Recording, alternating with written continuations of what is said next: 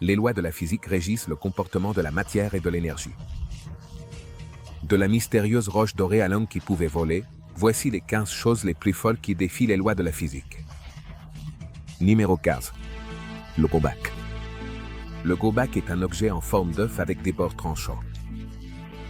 Il se caractérise par n'avoir que deux poids d'équilibre, un stable et un instable. Lorsqu'il est placé sur une surface plane, un go-back restera à son point d'origine tant qu'il est en équilibre. L'objet commence à rouler méthodiquement. Lorsqu'un objet se trouve en un point de non-équilibre, il a tendance à continuer de se déplacer jusqu'à atteindre un point d'équilibre stable. Il est intéressant de voir comment ce phénomène peut donner l'impression que l'objet a sa propre vie. Dans le cas du go-back, cet objet autonome a la capacité de se redresser tout seul. Thomas Koch, le mathématicien de l'Université de technologie et d'économie de Budapest qui a créé le go-back, soutient que, même si on lui donne une petite impulsion, cet objet reviendra toujours à son point d'équilibre stable. Thomas Koch le compare à laisser tomber une balle dans un paysage montagneux, où elle roulera toujours dans la même direction vers la vallée. L'équilibre instable signifie également que si vous le placez en haut d'une colline, il roulera, mais dans la direction où vous le poussez. Mais si vous le placez dans la vallée, il restera immobile car il existe un équilibre stable. Cependant, beaucoup de gens continuent de douter de l'existence de cet objet. Numéro 14. Pam lévitant. L'histoire de la lévitation est longue et compliquée. Les premières preuves documentées de la lévitation proviennent de Chine, où l'on croyait que les prêtres taoïstes étaient capables de contrôler le mouvement des objets en se concentrant sur eux. Plus tard, les magiciens ont adopté cette pratique pour réaliser des tours. Au Moyen Âge, les gens croyaient que seuls des saints avaient la capacité de léviter. Ce n'est qu'à la fin du XIXe siècle que les scientifiques se sont intéressés au sujet. Ils ont découvert qu'il existait un certain pouvoir inexplicable qui pouvait faire flotter les gens dans les airs. Certaines personnes ont même affirmé qu'elles pouvaient utiliser ce pouvoir pour elles-mêmes, ce qui était étonnant. En réalité, la plupart des érudits choisissent d'ignorer l'histoire fascinante et les techniques qui se cachent derrière la lévitation. Cependant, le docteur Michael Grosso a étudié en profondeur ce phénomène et a découvert que les humains utilisent depuis des milliers d'années différentes méthodes pour établir une connexion avec le divin à travers la lévitation. De plus, dans différentes régions d'Afrique, l'acte de léviter est devenu extrêmement populaire parmi les magiciens et les chamans, qui l'utilisent comme moyen de surprendre et d'émerveiller leur public. En fait, des démonstrations publiques de cet acte surprenant ont récemment été réalisées lors de festivals et de cérémonies rituelles, ce qui a suscité un grand intérêt et une grande curiosité chez les personnes assistant à ces événements. Numéro 13. Voiture hydrophobe. Pulvériser un revêtement hydrophobe sur l'extérieur d'une voiture fraîchement nettoyée ajoute une couche de produit qui repousse l'eau. Le dioxyde de silicium. Le CO2 est le composant principal de la plupart de ces produits et peut être appliqué sur d'autres cires ou scellants. Après l'application, il suffit de laver la voiture et de la laisser sécher. En général, les véhicules bénéficient de l'application de revêtements hydrophobes car ils sont moins susceptibles de s'enduire et de subir la pluie. En plus de protéger la peinture du véhicule et d'éviter l'oxydation, cela améliore la visibilité. Lors de la conduite, ces types de revêtements doivent généralement être réappliqués chaque année. Le polymère liquide des revêtements céramiques transforme la peinture de votre voiture en une surface hydrophobe, qui se compacte lorsqu'elle est exposée à l'humidité. Cela simplifie grandement le nettoyage de la voiture, car cela permet à la boue et à la saleté de glisser. Les nanorevêtements ont une durée de vie bien supérieure aux 5 ou 6 mois typiques de la cire d'une voiture. Cependant, ils ne dureront pas d'éternellement et un bon frottement les éliminera. Mais la pulvérisation répétée restaure les propriétés hydrophobes. N'est-ce pas incroyable? Numéro 12. Les grandes pyramides de Gizeh. L'archéologue Pierre Tade a trouvé 30 cavernes artificielles dans des collines éloignées d'Égypte en 2011 en utilisant les descriptions d'un explorateur britannique de 1823 et de 2 pilotes français des années 1950. Chacune d'elles était scellée. Il a estimé l'ancienneté de la caverne à 2600 avenue Jésus-Christ en utilisant la technologie GPS moderne. Et après 3 ans de fouilles, il a trouvé de nombreux longs rouleaux de papyrus. Ceux-ci furent les premiers rouleaux de papyrus découverts. Étonnamment, la grande pyramide de Gizeh. Les constructeurs ont également écrit des registres anciens. Mérier était un superviseur oublié de 200 employés qui recueillait des fournitures pendant la construction de la pyramide. Les historiens sont depuis longtemps déconcertés par la grande pyramide de Gizeh.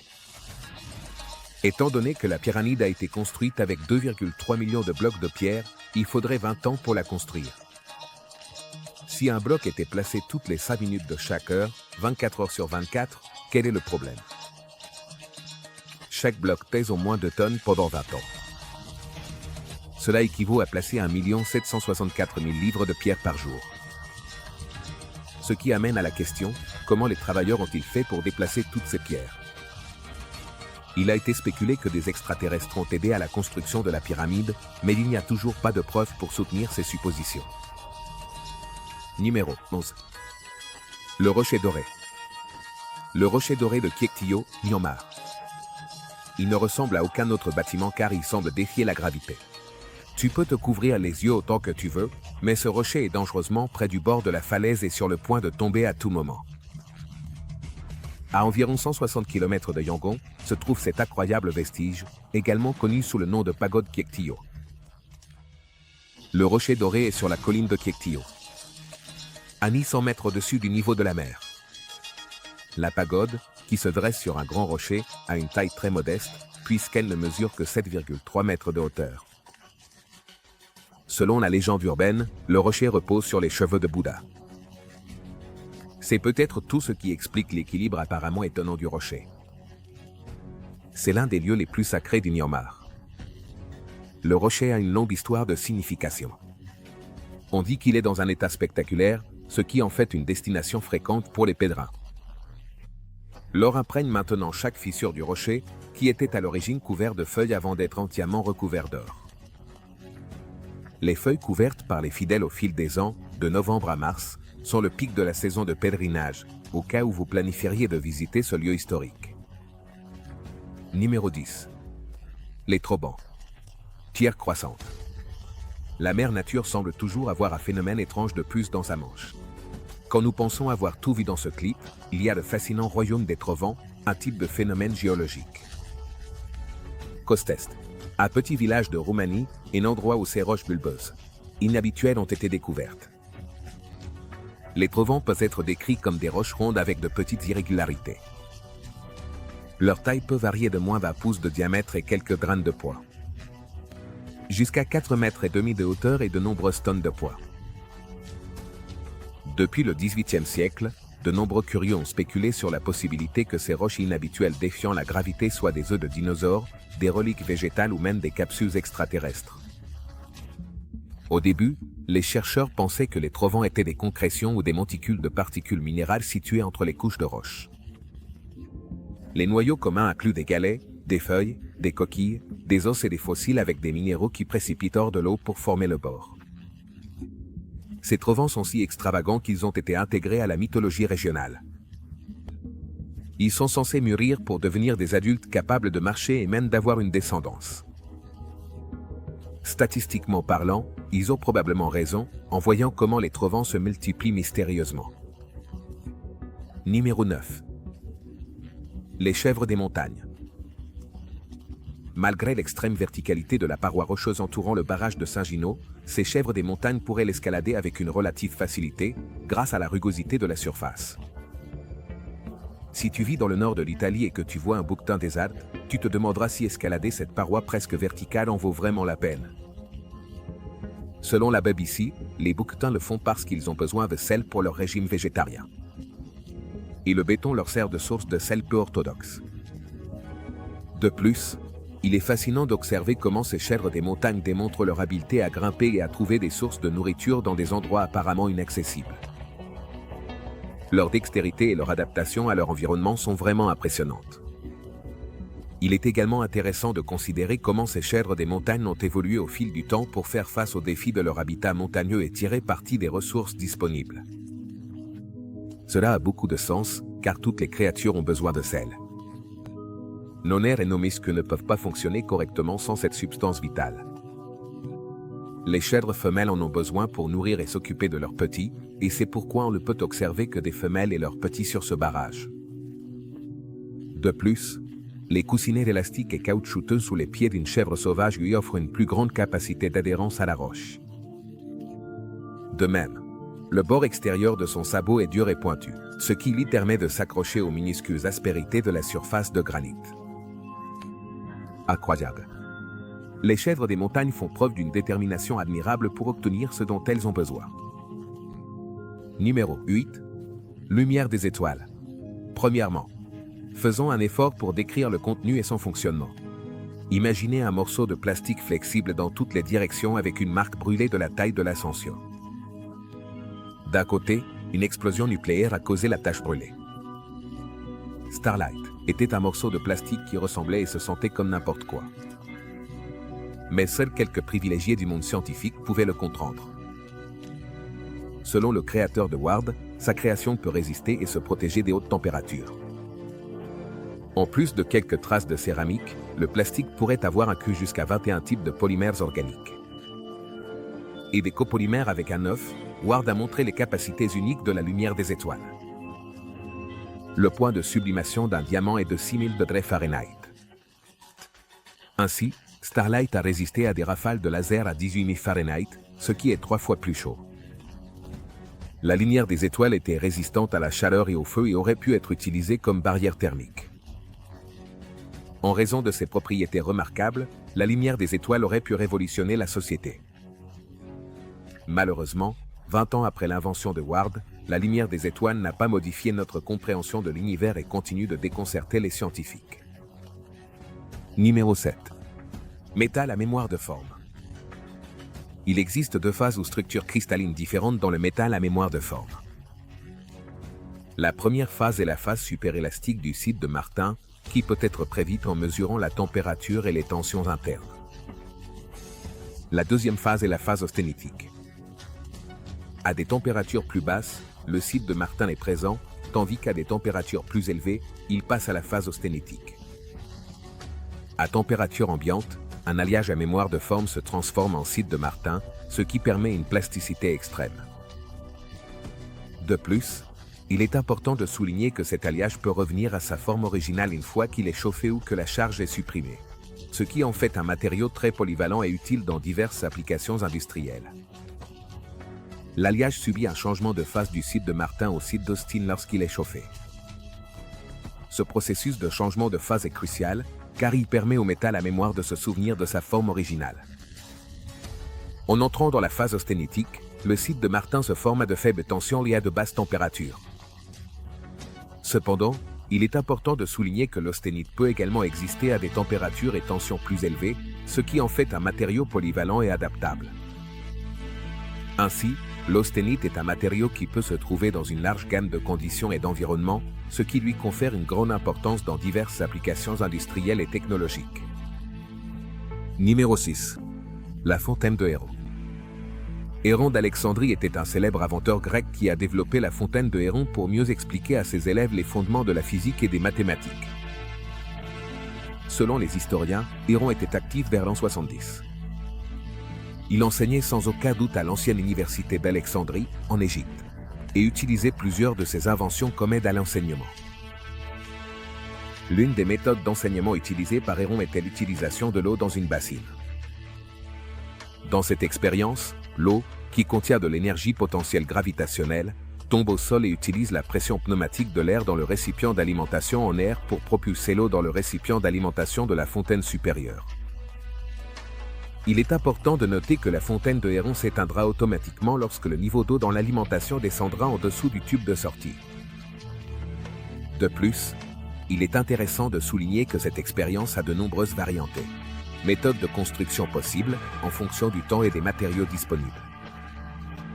Par exemple, au lieu d'utiliser une bassine, on pourrait utiliser un grand seau pour contenir l'eau. D'autres éléments pourraient également être ajoutés, comme des tubes supplémentaires pour augmenter la complexité de l'expérience. De plus, on pourrait tester différents types de fontaines supérieures pour voir comment elles affectent le flux d'eau. En résumé, il y a de nombreuses façons d'adapter et d'étendre cette expérience, ce qui la rend très polyvalente et passionnante à explorer. Numéro 5. Balançoire à mouvement perpétuel. Les paires déséquilibrées sont un thème récurrent dans les dispositifs de mouvement perpétuel. Et la balançoire utilise ce principe. La notion de base est qu'une masse se déplace de telle manière qu'il y a une différence dans le couple appliqué à la rotation de la machine. Le couple déséquilibré se produit lorsqu'une boule roule d'un côté de la machine, mais le support est de l'autre côté. De plus, dans un système fermé, il existe une quantité unique dont la somme peut être calculée avec une certitude absolue, et cette quantité est connue sous le nom d'énergie. L'énergie est un concept fondamental en physique et est présente dans tous les systèmes. Il est logique de penser que si rien n'est fait pour changer l'équilibre énergétique d'un système, ce système ne subira pas de changement significatif dans son état. L'équilibre de la bascule doit être une unité isolée et autonome, sans aucune entrée d'énergie externe.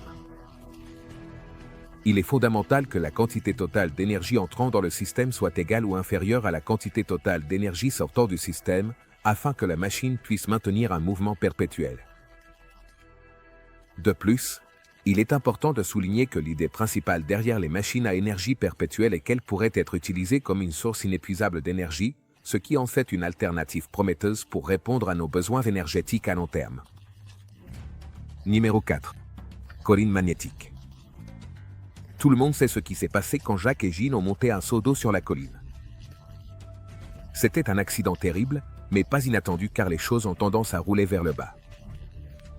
Mais, et si nous vous disions qu'en Inde, il y a une colline où les objets ne roulent pas vers le bas, mais vers le haut?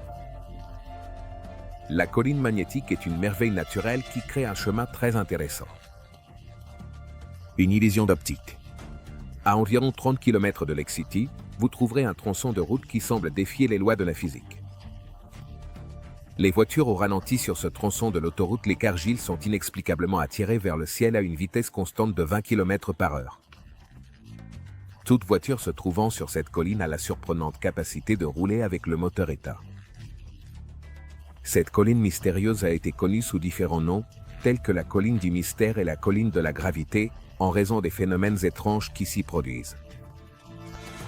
De plus, le fleuve Saint-Louis coule majestueusement le long du versant et de cette colline, à une altitude impressionnante de 4000 mètres.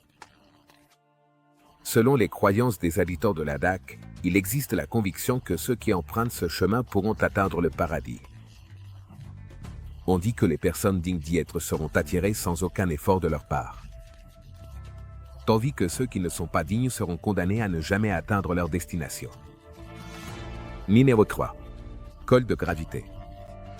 La gravité est la force qui nous maintient, ainsi que les planètes, en orbite autour du Soleil. C'est aussi la force qui rend possible le fait que nous puissions marcher et nous tenir debout sur la Terre. Et selon des recherches récentes, la gravité pourrait également être responsable de maintenir les galaxies ensemble. Pendant des années, les scientifiques ont su que quelque chose appelé matière noire constituait une grande partie de l'univers, mais ils ne savaient pas ce que c'était ni comment cela fonctionnait. Maintenant, les chercheurs croient avoir trouvé la réponse. La matière noire est composée de particules attirées les unes par les autres par la gravité. L'artiste Michael Grave a commencé accidentellement à équilibrer des galets à Boulder Creek cet été 2008. L'étincelle initiale d'intérêt a grandi depuis lors, jusqu'à se transformer en un feu ardent de ferveur artistique, un mode de vie robuste et un mouvement de phénomène mondial. Selon l'artiste, il a apprécié cette activité parce que les effets curatifs et transformateurs de rétablir l'harmonie avec la nature lui sont apparus immédiatement. Il est allé plus loin en expliquant que l'effet de la colle de gravité était réel non seulement dans un sens artistique, mais aussi dans le sens où il favorisait quelque chose d'uniquement humain. Une sensation de magie et de paix, et la séduction de la conscience hors de l'esprit et dans le moment présent, ce qui conduit à la culture d'une présence méditative. Cependant, la colle de gravité est l'une des choses les plus folles qui a semblé presque défier les lois de la physique. Numéro 2. Équatoriaux. L'équateur est une ligne imaginaire qui entoure la Terre et marque le point d'équilibre entre l'hémisphère nord et l'hémisphère sud. Il se trouve à 0 degré de latitude et divise la Terre en deux moitiés égales. De plus, L'équateur est l'endroit où se produisent deux événements astronomiques importants connus sous le nom d'équinoxes. Ces équinoxes se produisent une fois au printemps et une autre fois en automne, lorsque le Soleil se trouve directement au-dessus de l'équateur. Et le jour et la nuit ont une durée presque égale. Partout sur Terre, les opposés à l'équateur ont une propriété unique qui les rend spéciaux et fascinants pour les scientifiques et les amoureux de la nature. Selon cette théorie, il a été suggéré qu'un œuf pourrait rebondir sur son extrémité, en raison de la force gravitationnelle du Soleil pendant les jours d'équinoxe. Cela est dû au fait que la force de rotation de la Terre est la même à l'équateur qu'au pôle. Si tu as déjà essayé d'équilibrer un œuf sur son extrémité, tu sauras que ce n'est pas une tâche facile. Bien que cette théorie n'ait pas encore été vérifiée scientifiquement, il serait extrêmement intéressant de réaliser des expériences pour la mettre à l'épreuve. Je t'invite à consulter ton calendrier et à marquer les dates de l'équinoxe de mars et de septembre pour pouvoir réaliser tes propres observations et conclusions à ce sujet. Numéro 1. Forme de rayon.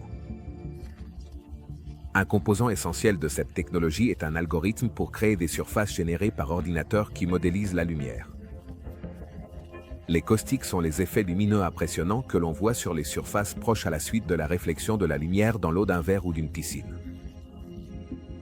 En façonnant le produit en métal, verre ou résine, avec une structure tridimensionnelle calculée par Reform, les rayons de lumière entrants sont dirigés pour former des images lumineuses merveilleusement claires et extrêmement détaillées, alors que dans la nature, ils sont incontrôlables. Reform est un nouvel outil qui utilise l'intelligence artificielle pour générer des modèles 3D, à partir d'images 2D. C'est le premier de son genre et il pourrait révolutionner la façon de créer des modèles 3D. L'outil en est encore à ses premières phases, mais il a déjà prouvé qu'il était prometteur. À l'avenir, il pourrait être utilisé pour créer des modèles de tout type, de l'architecture au design de produits. Il pourrait également être utilisé pour créer des modèles réalistes pour les jeux et la réalité virtuelle. Si vous êtes intéressé par la modélisation 3D, vous devriez consulter Reform. C'est un outil qui peut potentiellement changer notre façon de créer des modèles 3D. Merci de nous avoir regardés. À la prochaine.